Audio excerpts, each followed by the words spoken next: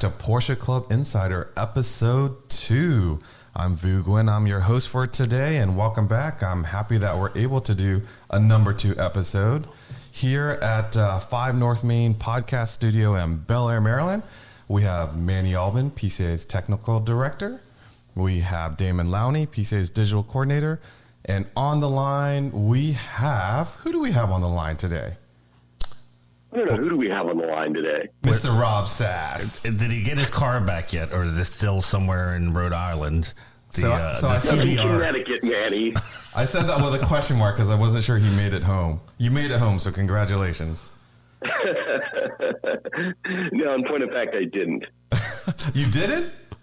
No. Oh, boy. Do tell. No.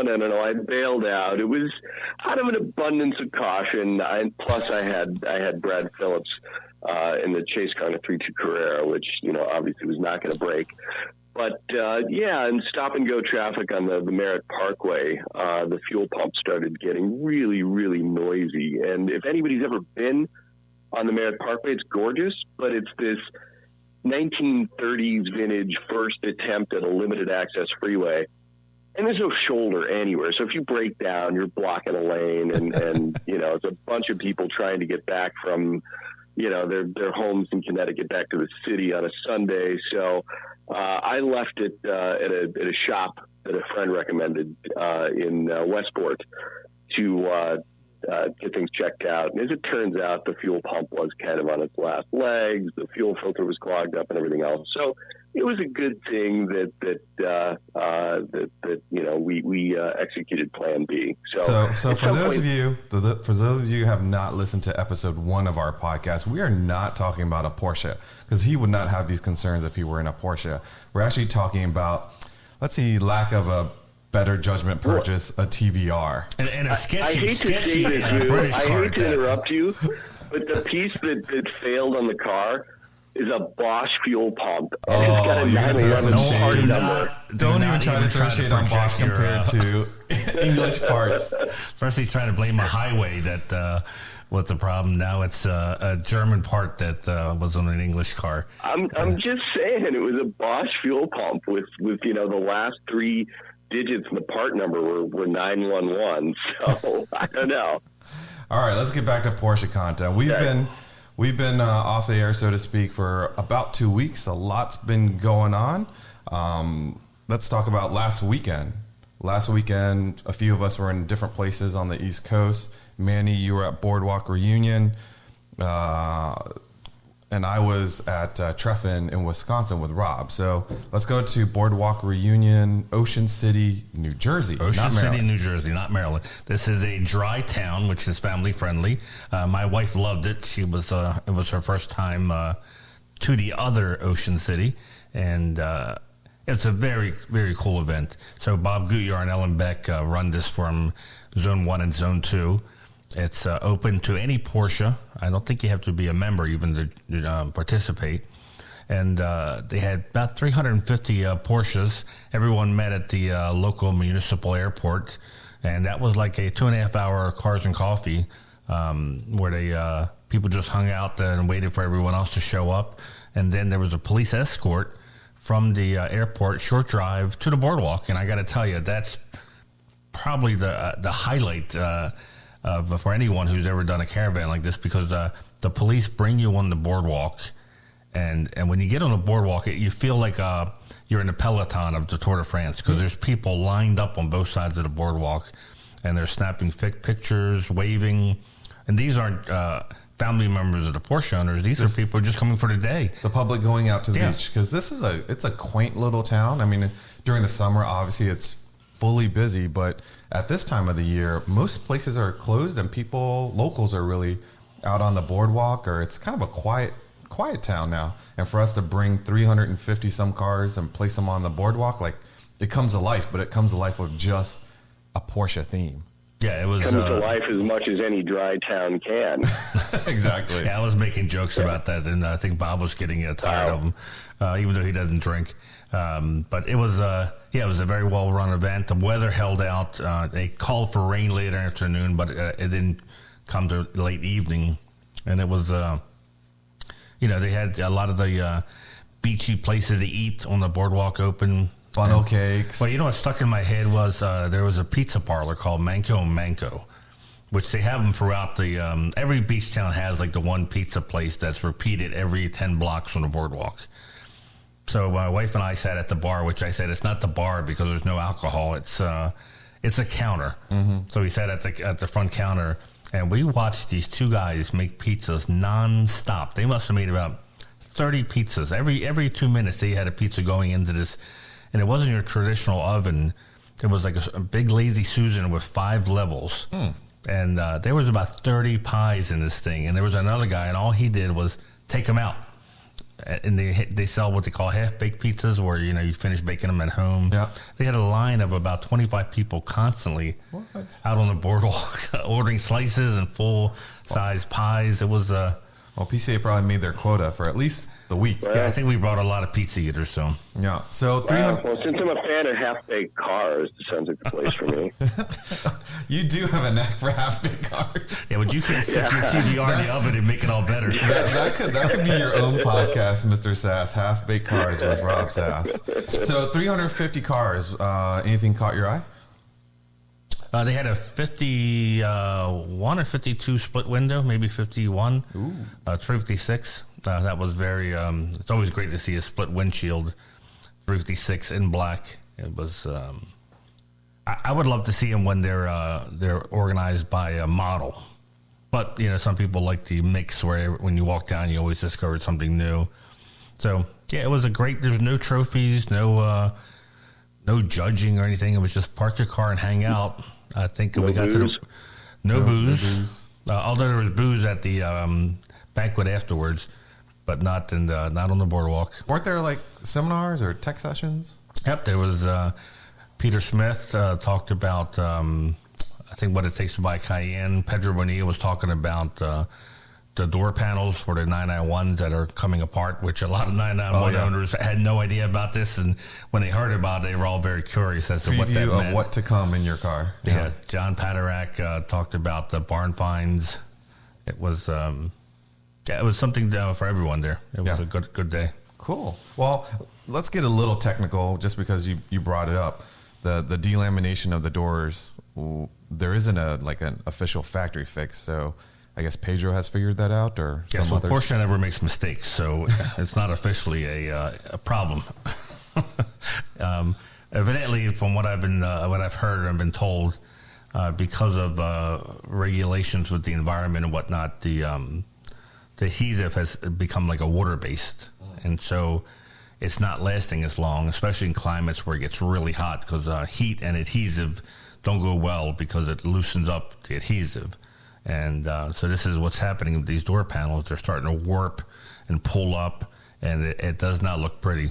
So a lot of Pedro retired. His son took over the garage, and after he retired, he started getting phone calls from dealers, he said, who had all these used cars where the door panels were delaminating, and they asked him if he could still fix them for him. And so now he has a side business just fixing about 15 door panels a day, he said. I guess regulation of materials or chemicals in a lot of ways have made some of the newer cars inferior to older cars. Like, I know older cars, materials last a long time. Glass was glass, and I think of Cayennes. Yeah, nothing like a 944 dashboard in terms of long lasting. That's the one thing though that I think we don't see as much of. What's that? Badly cracked dashes on newer cars. That's true. That's true. Have you ever seen a 996 with a cracked dash?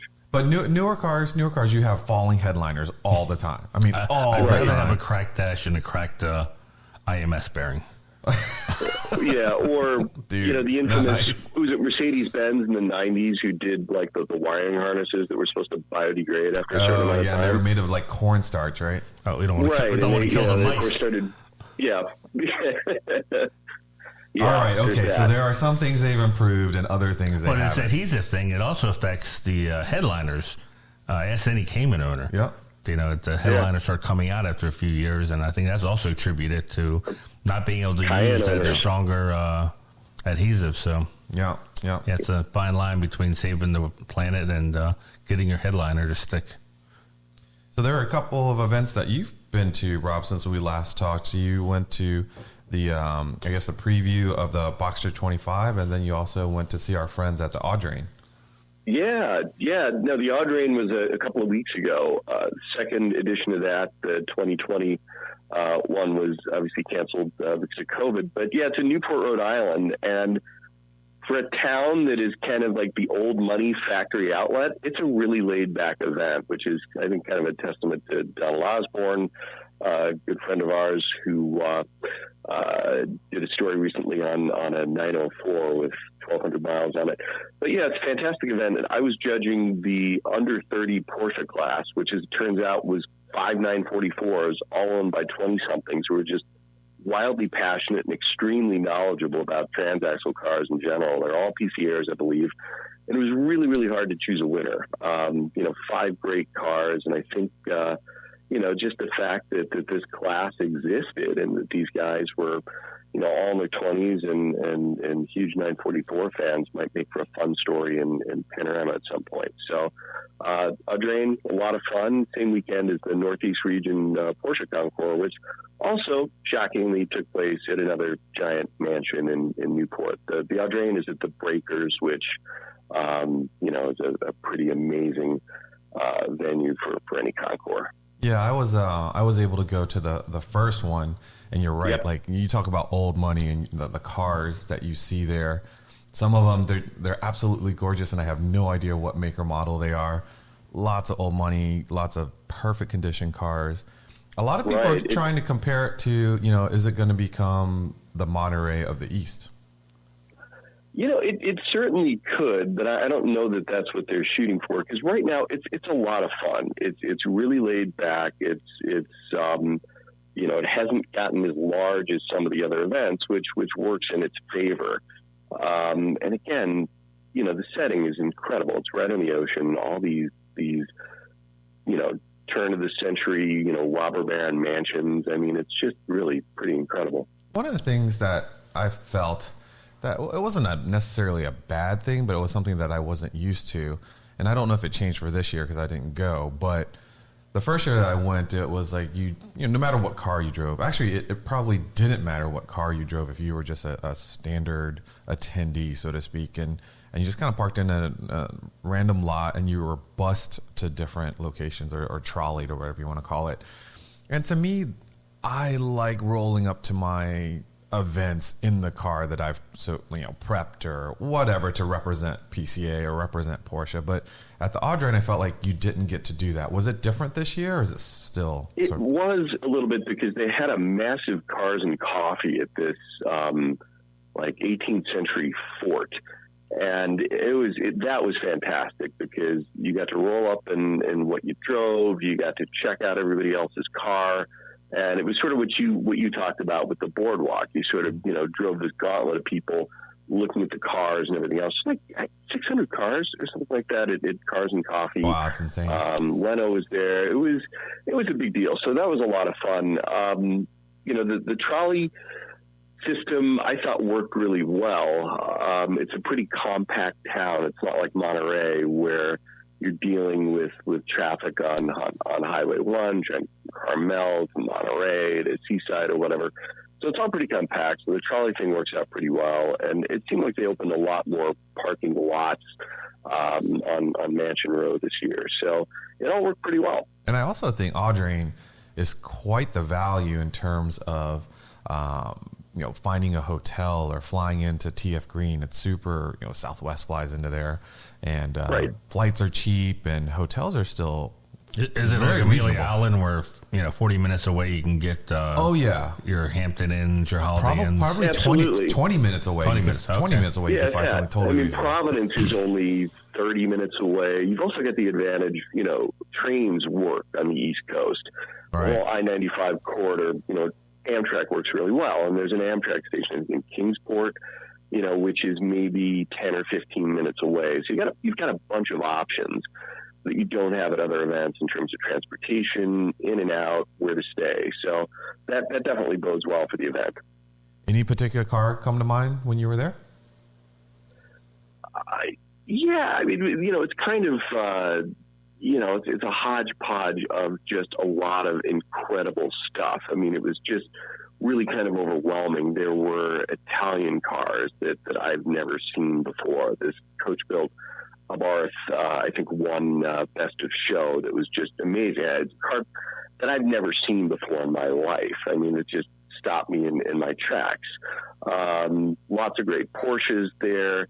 I wanted to drop in and see the 1,200 mile 904 that we just did a story on, but I never got a chance to do that. The next time I'm up there, I want to make sure that I see that. But it was fantastic. Really, too much to even. Well, it's tough when you're judging. You tend to focus on your class. It was fantastic. A lot of, the thing that I liked about it, there's so many cars there that I've never seen anywhere else. I think that's probably the key to putting on a really great concours, is getting stuff that's fresh, that hasn't been shown in a bunch of other places. And they did that really well. I think the Audrain is smart because people don't realize how heavy and how deep collections in the Northeast go. People tend to think collections are out in the West Coast because it's just more visible, I guess. But there's some big money, especially in the New York area, the Northeast, Massachusetts, Rhode Island, Connecticut. There's some big, and they seem to be more, they're more discreet about it. I think it's old money, and a lot of these cars are kind of cosseted away, behind velvet ropes, or you don't see them. And I think the weather is a factor too. In Southern California, you've got a year-round driving season, and Northeast, you obviously don't. So a lot of these cars get put away and maybe aren't taken out for the summer even. So you've got that going on too. Yeah, and I don't envy the stress level that the Audrain has, to put this on, because Northeast weather can be hit or miss. I know the first year when I was there, it was cold. It had a little bit of rain. Some sun kind of came through. So it worked. This year, I think you guys lucked out with fantastic weather. Probably still a little chilly, but man, that's to put on something that big. The weather was gorgeous. The weather was 70 degrees and sunny and warm and everything else. I mean, I think earlier I sort of used a word that hodgepodge, which really did not reflect what was really a heavily curated event. It's not really. It was a kind of a poor choice of words on my part, but it's just the diversity of the cars there was stunning. So, how about your West Coast trip, the Boxster 25? That was a lot of fun. That was, classic Porsche Cars of North America press trip, where, they pick you up at the airport and drive you to a great hotel somewhere and put on a program with,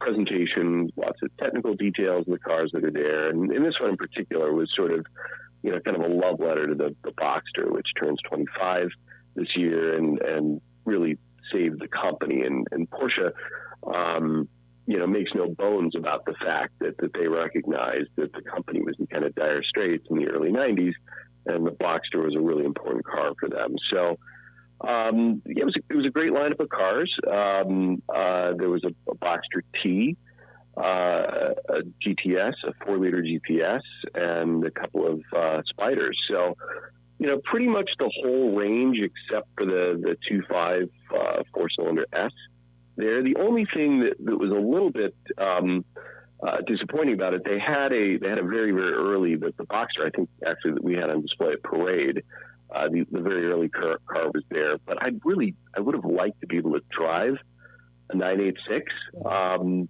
the same event as driving all the new cars. It would have been really a fun way to put 25 years of progress into perspective. So the next time I'm out in LA, I'd love to borrow somebody's 986 Boxster and go back up to the canyons over Malibu, the same place that we drove the new cars, and drive a 986. I think that would be a lot of fun. So, Rob, why were they the 25th Boxster is already anniversary Boxster has been out. In fact, we were at Mikey and Mel's cruise, and I took some photos that the owner had just took delivery. So don't they usually do press trips for cars that are coming out, not already out? In general, they do. This was kind of a unique thing. I think they just really kind of wanted to do something for journalists that was really, kind of a love letter to the Boxster. So yeah, all these cars have been in market. The Spider in particular, we drove in Scotland a couple of years ago with the new GT4. So yeah, they're all cars that have been in market. But quite honestly, I'd never been in a Boxster T before, and that was a lot of fun. I really, really enjoyed that car. So tell us what for those who don't know, they brought the T used to be touring for the 911, early 911s, the long hoods, right. But now it's associated with lightweight, right? Right. Yeah, and this one it's the 2-liter 4. It's 300 horsepower.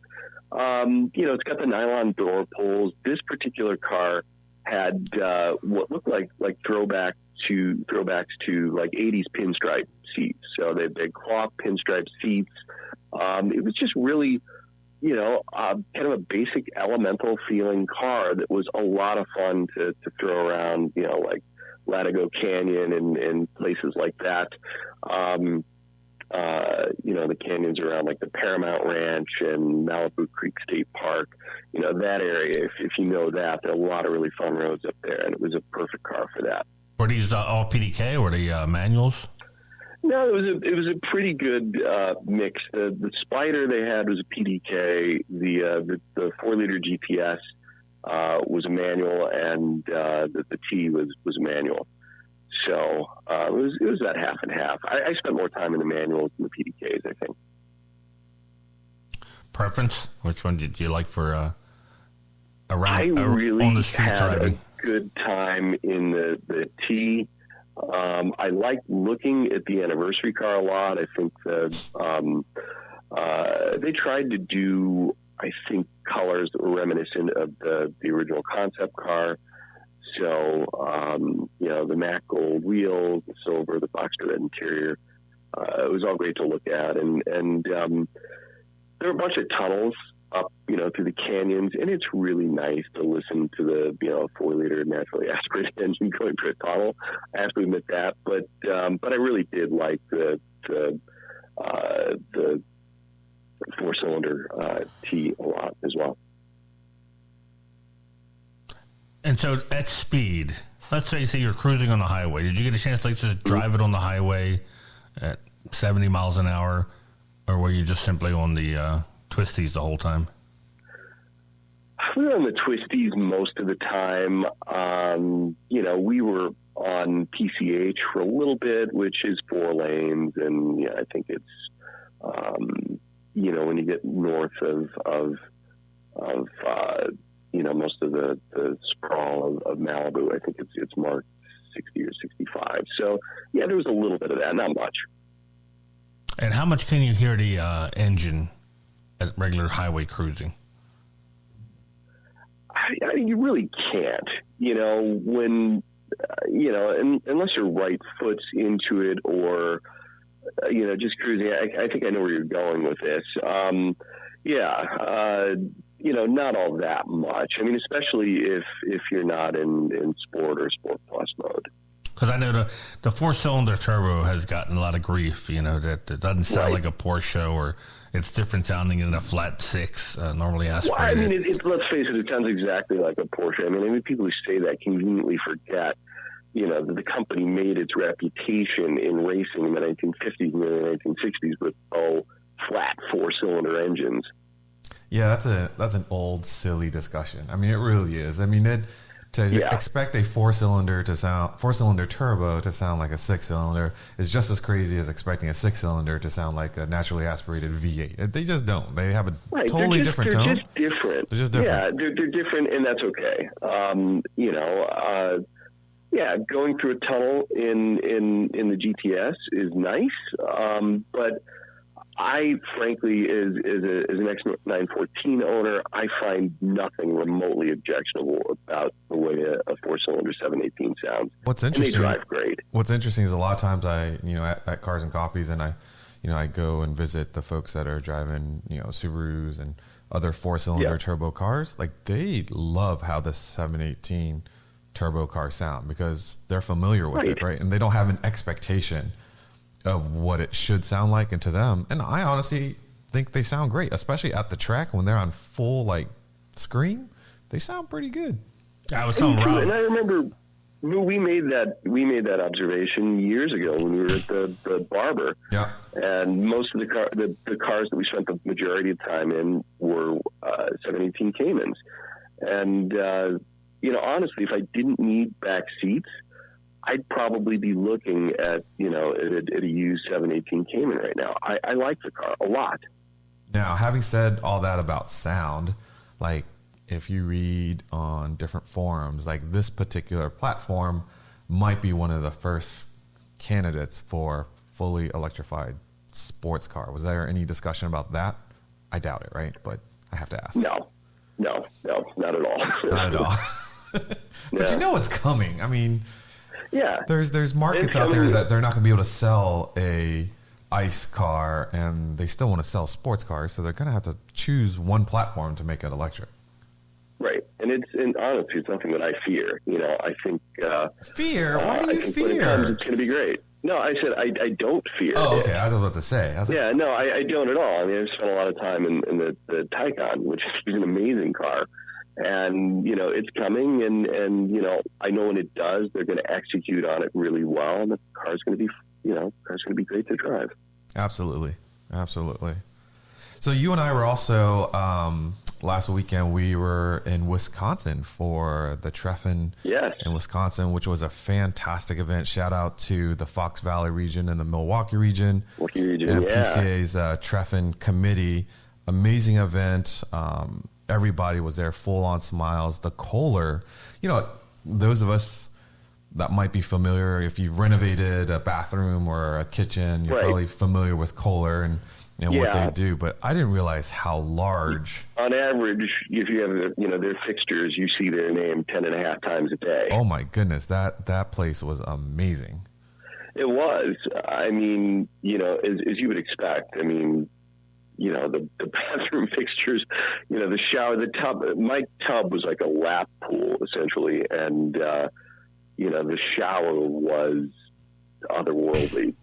It was like an automatic car wash. You just stood in the middle, and we're getting off topic. Exactly. There's like the rain thing that's coming down from the top. There are like 4 different things on the sides of the shower. It was like one of those museums. There's like those laser alarm things, like all this stuff crisscrossing the shower. It was really cool. But Kohler was it was and still is a company town. I mean, anything that you do to your house aesthetically, the Kohler company has to approve. And the American Club, which is where we stayed, was actually built as housing for immigrant workers around 1918 at the Kohler factory. So the whole place has an interesting history. And, the upper Midwest, I don't think gets enough credit in terms of having great driving roads and being scenic and everything else.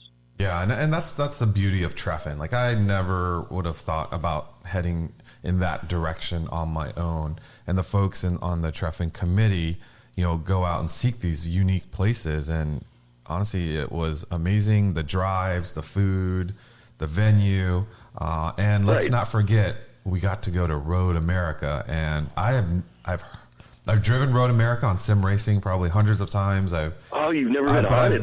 I've never been on track.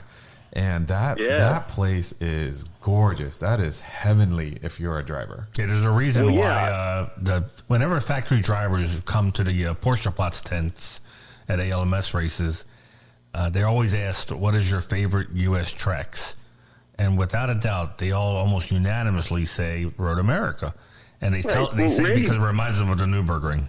Exactly. That's what Randy Pope said. He was there. He said, it's like a little slice of the Nürburgring. And honestly, it's like the perfect Nürburgring for anybody with an attention deficit. For me, it's I think about less than a quarter the size of the Nürburgring, and you can actually, the kink in Canada Corner, you can actually get to know the track pretty well. But it's fantastic. And this time of the year, it's particularly gorgeous. I mean, it's one of the crown jewels of the Midwest, I think. So one of the entrants all got to do parade laps, which is not competition. Yeah. It's not helmets on. It's supposedly highway speeds. and you can drive what you watch on TV. You can actually be on that track. Yeah, the average Treffen attendee is not going to be someone that does a lot of D events or autocross events. This is a casual, long weekend, but for those folks to be able to take their car on the track, like, it was a big highlight for them. Absolutely.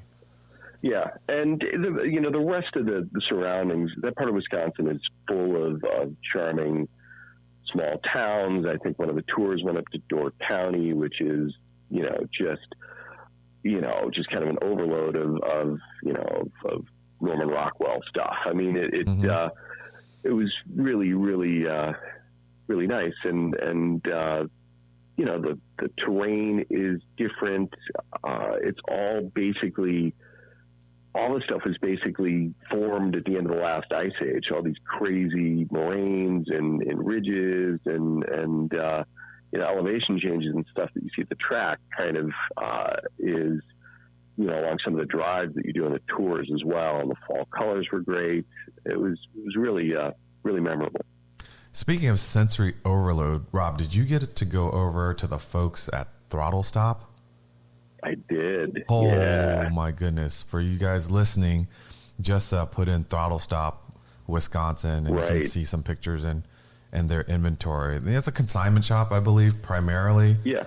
But the collection of cars they had there, you're like, how does this exist here? And I haven't heard about it, but maybe you have. For somebody who loves weird shit, like myself, I mean, it was great. I mean, there was, well, let's just start. There's Evolution. Yeah. And there were almost 0 mile, 2 Carrera GTs, a silver one, a red one, a super low mileage Ford GT, but probably the one that sticks out in my mind the most is that 2,000 mile 84 or 86 Cadillac Eldorado. There were 2 of those. Oh, and there was one with the stainless top. There was a white one, and then tucked away there was a red one with a brushed stainless steel roof and like the button tufted red leather. Yeah, those were. They had a Kramer 935, just parked up. I mean, tucked away in Wisconsin. I'll take that, but the Cadillac, that's hate me if you want, but it was like a perfect. Who decides to perfectly preserve a Cadillac Eldorado? It's just the same people who keep K cars perfectly preserved. I opened the door and you could smell that not so quality leather, and you saw the factory CB radio and the faux wood. It's just it's cool. I don't know. It had the look of a car that somebody who was buying their last car bought, and the end came a little bit sooner than maybe they found it. Was anticipating. No, but they had their fair share of 993 turbos. They had G-body turbos. They were heavy on the Porsche side too. That'd be a great article for Panorama. Would be, or maybe another podcast is. Be careful what you buy, because this may be your last car. Yeah, what do you want to be known for? Do you want to be known for the TBR, Rob? And the mic goes silent. You could do worse. Nothing immediately comes to mind, but I don't know. Did they also they loaned Randy Popst a 997 .1 Targa, which is a super rare car that you don't see very often. And did you see that car, man? And I did, and they're super smart because they knew that Randy was going to drive that in all the tours. And at the last dinner, one of the gentlemen at my table was like, "Hey, did you see the car that Randy was driving? That's a Targa." And I had to show Randy how all that worked. And then I saw how great of a condition it is. He goes, "I think I'm buying a car." So the folks at Throttle Stop, well played. You There's definitely actually a red one at Boardwalk Reunion too. Oh yeah. Those cars are neat too, because it's filming that all over the hatch. Yeah, and that's it makes you think, man, that would be kind of nice if every. It makes it so much easier to load stuff. They all should have had a hatch. I agree. Yeah, they all should have had it. I mean, it's, I was explaining that to Randy. It's like, hey, this is, if you want to load stuff in the back here, this is actually a hatch. Not a big fan of the big sliding roof, but The hatch should definitely. That should have been a standard. Yeah, the hatch is cool. So the next couple of... it's like the other things, like the 4S, rear reflector. You could probably do a short article on things that special 911s had that they all should have had. Rear That's reflector, hatch. Yeah. Absolutely. Come up with 3 more. So the next couple of Treffens, they announced 2 more, but the next immediate one is in April 27th of next year, Broadmoor. Ooh, another bucket list. Yeah. Facility, as well as and I know you'll probably go to that, and they'll. That's only 2.5 hours from the Stanley Hotel. Where the Stanley Hotel is shining. Yeah. Why you look at me when you say that? I'm not staying at. Why do people want to stay at creepy places? They title creepy places quaint, and then they want to stay there. I'm not going to stay there. That would be awesome to do a side trip to the Stanley to see what he filmed. Mark your calendars. Yeah. Stay tuned on eBreak News. Look in on the website as well as in Panorama for the upcoming dates. So registration dates is probably the most important date, not the date of the event, because they will sell out for the They're also going to, they announced Bend, Oregon, Sun River, September 14th. And for those people from Atlanta, they're going to the Barnsley Gardens? September of 2023. In April 2023. And what's going to be nice there is I'm sure we're going to do stuff together at the PEC in Atlanta. I can only imagine the amazing food that Atlanta is going to be serving up. That's what I'm looking forward to. Right. And the one thing that I think a lot of people don't realize is, you get outside the perimeter highway, you go north of Atlanta about an hour, and the roads get really, really good. Mm-hmm. So also fall events. Unstock has sold out in terms of display cars. And then the LA Auto Show preview, the morning preview on that Friday, that has also sold out. Unstock, first event for us. We talked a little bit about it on the last podcast. I'm very happy that the display cars has sold out. Manny, you've seen some of the cars that have been submitted. What are we looking like? I know we're going to have like a RWB, we'll have Singer, we'll have, of course, a few Gunther Works car. Yes, I found out when you ask the question, that's how you become registrar in PCA. I asked the question. Next thing I know, I'm overseeing the entrance coming in. Manny was voluntold. Yes. 2 and 4 doors. Some cool, the 4-door Porsches are coming modified. Are we going to get any like jacked up Cayennes? That sounds like it, yeah. Sweet. Yeah, from the descriptions, we were doing these really cool signs that people have gone to Works Reunion have seen them, and we're going to have them for our own stock as well. Any Taycans? Have you seen the Taycan? Don't believe there are any Taycans yet. Ooh, we got to find one because we had a nice modified Taycan for Works Reunion, Amelia Island, and that car had a crowd around it pretty much the whole time. Yeah, at the Boardwalk Reunion, there was actually 2 of them on the boards. Pretty cool. Very cool. So we will have also some really beautiful street art that will be on display at Toonstock. Even though the display cars spots for that are sold out, as far as attending the event, it's free to come participate and have fun. So for those of you that will be in the Southern California area, we'll be in Huntington Beach November 14th. Come on out. It's free. We'll have food trucks. We'll have music. We'd love to see you and support this new show that has a spotlight on PCA members' cars that are modified. And we've never done that before. Judging. It's just no judging. Come out, hang out for a little bit, and enjoy the cars and the people. Absolutely. Absolutely. So speaking of designs and art, I got my copy of the October 2021 Panorama. It is beautiful, Mr. Sass. It's perfect for the colorblind people. Oh yeah, it's pretty to me. I don't know. So for those of you that don't know, Manny is colorblind, and I have no idea what this cover looks like to him. But to me, it is gorgeous. It's reds and blues and yellows, and I think it's one of the art cars from Parade, isn't it? It's one of the art cars, yeah. Okay.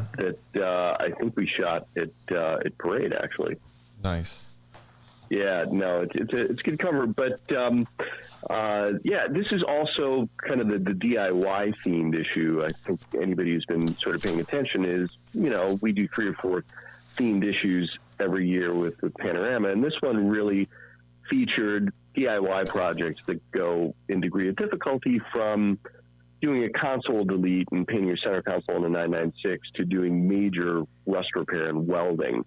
And that was the story that really just blew me away. That was Chris Kluhl, who had never done sheet metal work before, had never done welding, and started out thinking he was just replacing the suspension pan of his, I think it's a 70 or 71 911E. And he got into it, and it turns out that the battery boxes are bad, and the inner fenders are rotten and everything else. And he winds up having to cut away almost the whole front third of the car, putting it back together straight and everything else. I mean, it's one of the most heroic DIY things that I've ever seen. And you know, Chris did it just about all by himself. So the story definitely worth reading. So Damon just joined us, and Damon's pretty close with Chris. Is this the first time he's done something like this, or has he worked on? Chris is he does a lot of DIY work on his car, but as Rob said, this was the first time he went as far as body work, welding, you know, and really digging into the car and cutting it up. And something that I remember him talking about with me is that some of the brand new fenders that he bought, I believe from Porsche Classic, they don't fit perfectly. So imagine going into this thinking that you have these brand new fenders, they're going to fit, and then you realize, nope, you got to do more cutting, you got to do more welding, shaping. Is it because the panels didn't fit, or is this car was twisted? It might be just the car's, you know, probably got a lot of miles on it, and he really uses it. So, huge undertaking.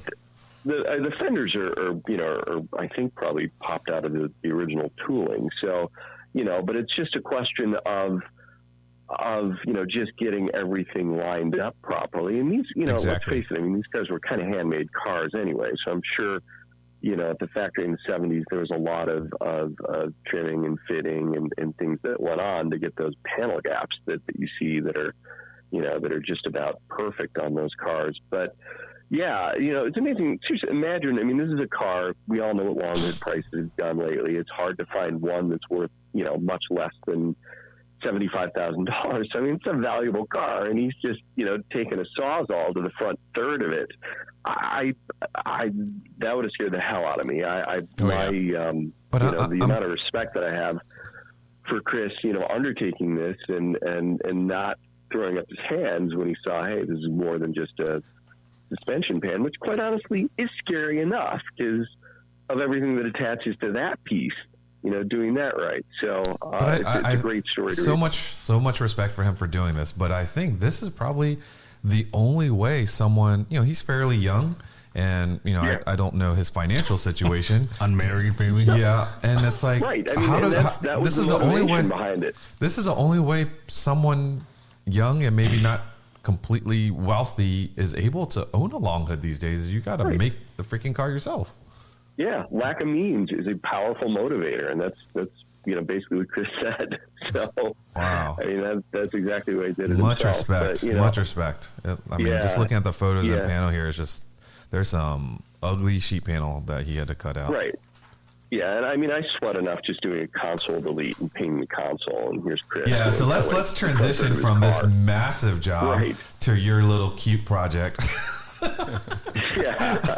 Your cute project of sprucing up the interior of this 996 you once had, and you color matched it, guards red, and it's actually a cool upgrade. I make fun of you that was a cute project, but it's a cool project. It is, but I mean, it goes back to what we just talked about earlier with the, you know, the hatch and the Targa and the reflector strip on the 4S. Like another thing that they all should have come this way. I mean, the you know, they've got without that center console, which in my case held a bunch of CD, you know, containers, which were fairly useless. Is that sort of a GT3 sort of look?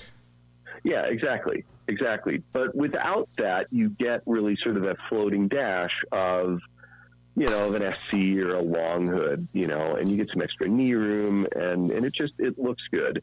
And it's relatively simple to do and fairly inexpensive, although I have to say, the one thing that just, you know, that cracked me up about the project is the console delete piece that actually goes in place of your console is a carpeted piece that basically fits up against the firewall. I guess it gives, you know, some retain some structural rigidity or something. But you don't see it because it fits way up there and it's carpeted dark and everything else.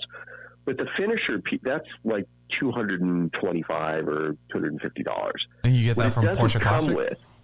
Does that come from Porsche Classic? Yeah, you get it from Porsche Classic. You can get it from Suncoast, Pelican Parts, a bunch of different places to get it. But what the console delete kit does not come with is there's a trapezoidal shaped finisher piece that goes right in front of the shift boot. It's a little dark gray piece of plastic that finishes everything off. It doesn't come with that? $65. It doesn't come with that? It doesn't. The kit doesn't come with it. It just comes with the carpeted upright piece. The finisher that goes in front of your shift boot is another $65. Wow.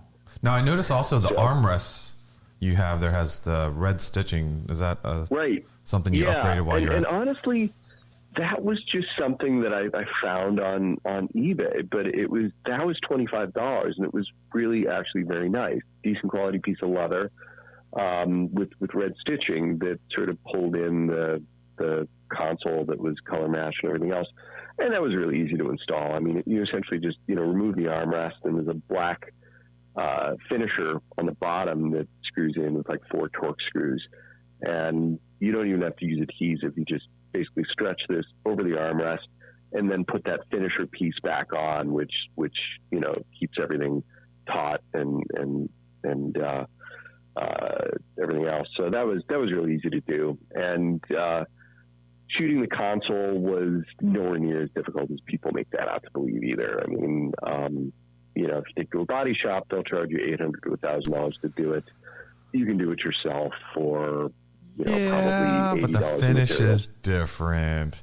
I love you, bro, and you tried real hard, but I can tell the finish of a spray bombed piece versus a pro body shop. Yes and no. The fact of the matter is, I don't know how close you looked at it, but I mean, it looks good. Don't get me wrong, but you can tell the difference. Yeah, no, but I mean, it was 2-pack clear. The stuff that with the red button on the bottom, that's got a hardener in it that you should be super careful with. Did you get a extra center console? Because the one that was in your car had like a bunch of drywall screws on the side of it. I did, yeah. Oh, okay. I tossed that. I got a new center console. Gotcha. So the thing that's a pain in the ass about it is that soft finish, dark gray paint that's on it takes a lot of time to remove and sand off. That pebble finish? So, yeah. Okay. That is where the majority of time is spent in doing that. But, once that's done, it's pretty straightforward. Primering, base coat, and then clear coat, and then color sanding and buffing it. But you've sold this car already, right? It's gone? Of course. So how long did the paint dry before you got to enjoy it? I had the car in the for time a year it and a half, produced and honestly, but I'm talking about the worst case console of delete. Sellers. It's car delete now, but I mean, it's the worst case of seller's remorse I've had in a long time. It really is. So all in, how much was this project roughly? Your wife's not listening, so go ahead. $300 in parts and probably another $80 in materials. So not bad. Under $400. Not bad. Yeah. It does look very cool. It's a lot of eyeball for $400. So another big article I see in here, and I know Damon put a lot of time and effort to it. Yeah. And we'll move into, let's call this Damon's Cayman Corner talk. Yeah, right. Update on the latest. I got to say we were talking because I think we got the new issue in the office, and we ran to look at it, and I had my 2-page technical article about the Cayenne Turbo GT, and of course Damon squashed that with his 12-page. I have a 12-page article. Well done, man. We haven't had this large of a DIY spread, I don't think, in some time, right, Rob? No, we haven't. Yeah. Nope.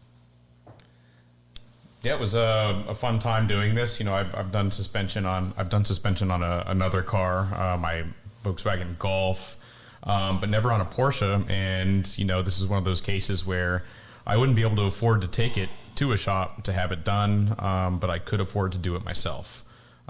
So that's where that came from. Just like Chris and his body work, But yeah, I went with a set of Öhlins Road and Track coilovers and Tarrant front camber plates and Öhlins rear shock mounts. And I have Tarrant 997 GT3 front bar and adjustable rear. So it's a pretty well set up suspension. And I can only hope that I don't ruin the handling balance by making adjustments. But, it'll be a long road until it gets exactly where I want it.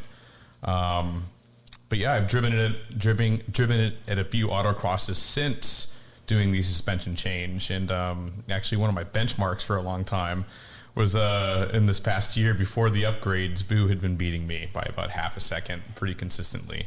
So he's only been in one autocross since, though, and I beat him. I'm going to let him enjoy what he thinks scared away. Has been his improvement. I don't think you can catch Damon anymore without spending some money. We'll see. Damon is past Manny, come on. He's looking at Mike Tavener right now, not Vu Guin. He's not even looking at me anymore. I'm not even the goal he's surpassed. Yeah. Well, we've only been at one autocross together, and you got me by half a second. So there's still some hope for me. I think I got that. Could have been a fluke. So I've still got some. You still some have better hair, so it makes you feel better. Not to interrupt the shade throwing, but it really also should be noted the car looks really good now. It's making me realize how truly atrocious the factory ride height is on my 997 base Carrera.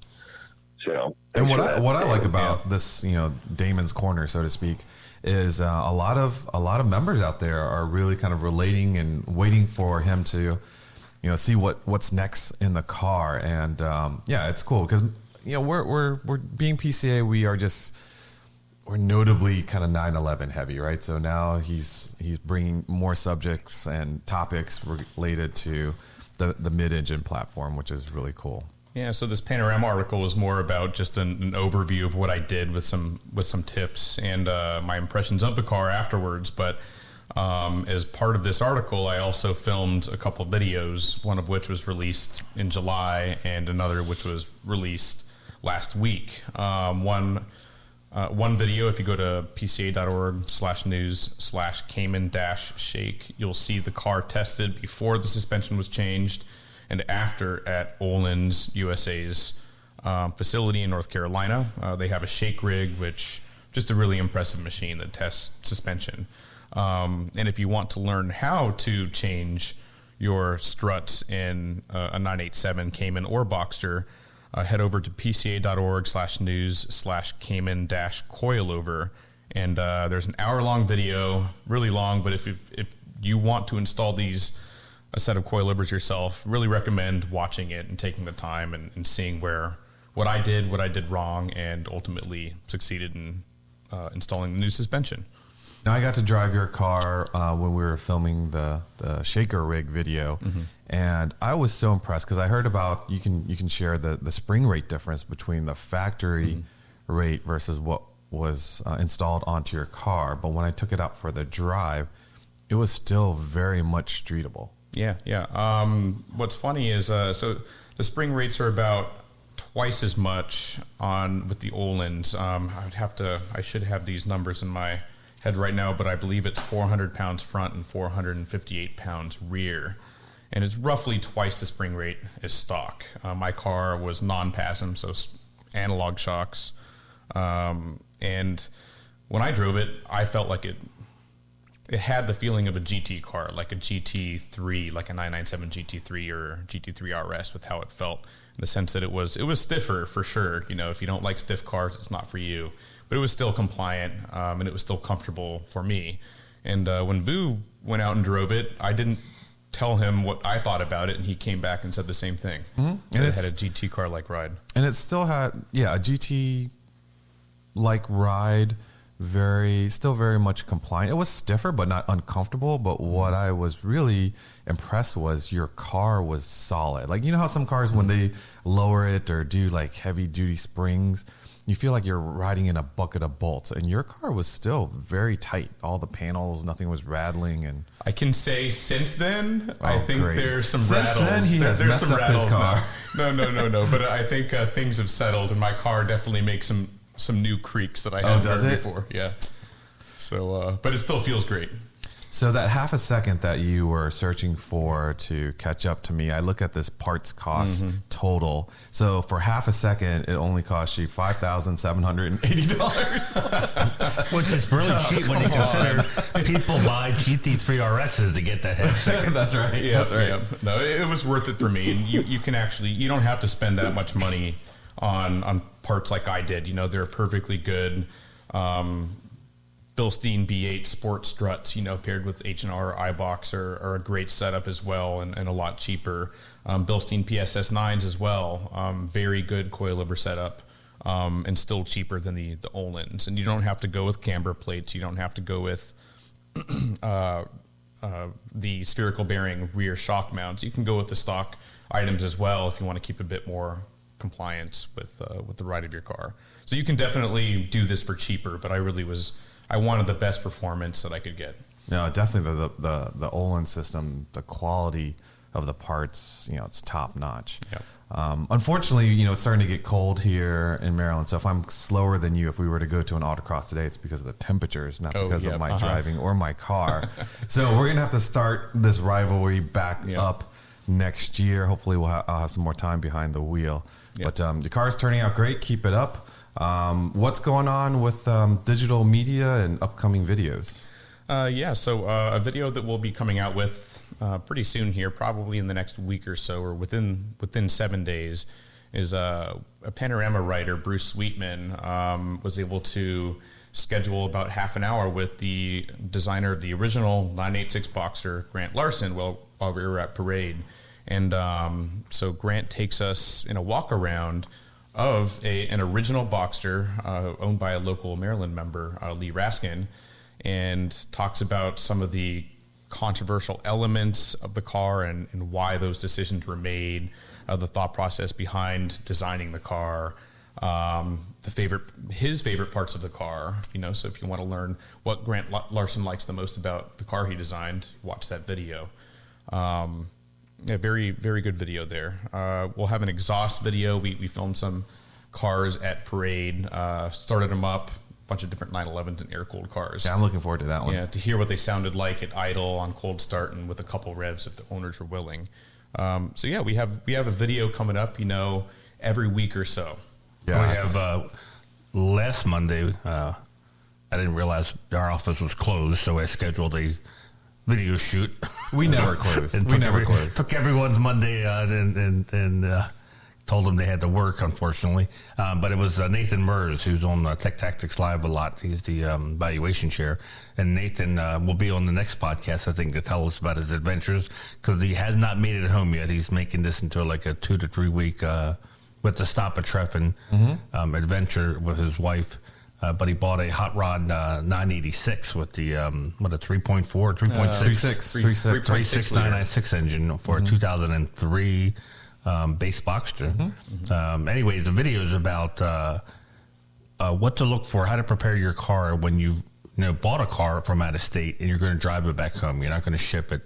You know what you should look for before you make that trip. You know, basically, you're there, you bought the car already. What are you going to make sure that, what are you going to look at to make sure you make it home in one piece? So, Damon videotaped that a couple weeks ago, and hopefully that'll be coming out. Yeah, and I saw Nathan and Susie, they were at Treffen. They were having a blast. This was the first time for them at a Treffen as well, where, he wasn't waking up at the crack of dawn worrying about conquering the car or some sort of competition. They were just, top down, enjoying the weather. The car seemed to perform flawlessly. He was so enamored with it. He was telling everyone about it. He was worried that he was going to end up selling the car before they actually get home. So we'll leave you all with that. We're at the end of our hour here on podcast number 2, Porsche Club Insider. Thank you for keeping us filled up with coffee, Coffee Bar Bel Air, and thank you to the guys at 5 North Main Podcast Studio in Bel Air, Maryland. Got Leaf behind the controls. Thank you, Leaf. And Chris was around here as well. He's somewhere floating around. Next time, we'll see you on the 3rd podcast. And if you enjoyed it, let us know. And if there's some topics you'd like us to hit upon, let us know as well. Take care, everyone.